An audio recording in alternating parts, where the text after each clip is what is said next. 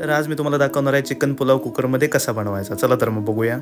सर्वप्रथम चिकन स्वच्छ धुवून झाल्यानंतर मॅरिनेशनसाठी थोडं मीठ टाका, थोडंच टाका कारण आपल्याला परत नंतर टाकायचं आहे। त्यानंतर हळद टाका, मग चवीनुसार तिखट टाका आणि त्यानंतर कांदा चिरायला बसा। कांदा चिरताना नेहमी सावकाश चिरा कारण कांदा चिरता चिरता कधी आपलं बोट कापलं जाईल सांगता येणार नाही, त्यामुळे हळूहळू चिरायचा आणि तो पण उभा चिरायचा। त्यानंतर आपला लाल भडक माल कडक टोमॅटो चिरून घ्या, तो पण असा उभाच चिरायचा आणि आपण जास्त यात मसाले यूज करायचे नाही आहेत। त्यानंतर मग गॅस पेटवा आणि जरा मोबाईल लांबच ठेवा।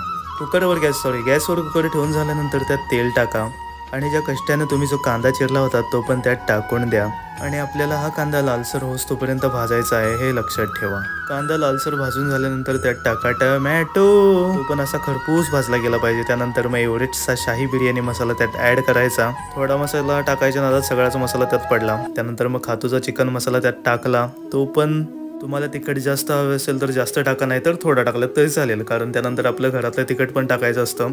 ते टाकल्यावर नंतर मग चिकन ऍड करायचं। ते ऍड करून झालं की मस्तपैकी मिक्सच करत राहायचं थोडा वेळ। धुतलेल्या तांदळाचं कोण नसतं असं म्हणतात, म्हणून मी तांदूळ पण धुवून टाकला।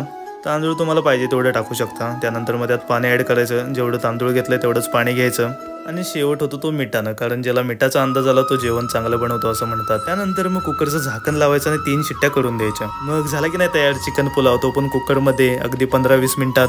आणि त्यात मी बनवलाय म्हटल्यावर मी तर काय सुट्टीच देत नाही आणि खरं सांगायचं तर खरंच भारी झालेला, एकदा नक्की ट्राय करा।